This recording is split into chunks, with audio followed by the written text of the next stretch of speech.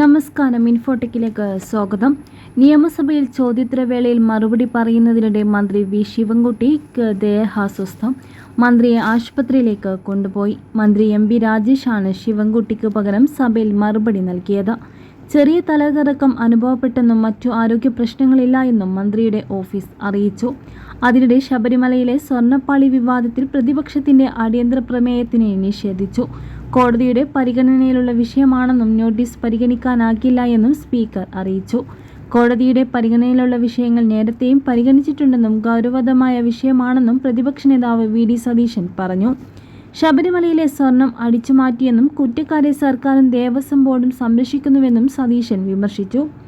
എന്നാൽ കോടതിയോടും സഭയോടും പ്രതിപക്ഷം പരാക്രമം കാണിക്കുന്നുവെന്ന് മന്ത്രി എം പി രാജേഷ് പറഞ്ഞു. കോടതിയിൽ ഇരിക്കുന്ന വിഷയം സഭയ്ക്ക് പരിഗണിക്കാൻ സാധിക്കില്ല എന്നും പ്രതിപക്ഷ നേതാവിനെ വ്യക്തമായി അറിയാം. 3 ദിവസം അടിയന്തര പ്രമേയം ചർച്ച ചെയ്തതിന്റെ ക്ഷീണം പ്രതിപക്ഷത്തിനുണ്ട്. ഇന്ന് ഇരിക്കേണ്ടി വരുമോ എന്ന പ്രതിപക്ഷത്തിന് ആശങ്കയുണ്ടെന്നും മന്ത്രി പറഞ്ഞു. സഭയിൽ RSSന് ആളില്ലാത്തതിന്റെ കുറവ് പ്രതിപക്ഷ നേതാവ് തന്നെ ഏറ്റെടുത്തിരിക്കുന്നുവെന്നും അദ്ദേഹം പറഞ്ഞു.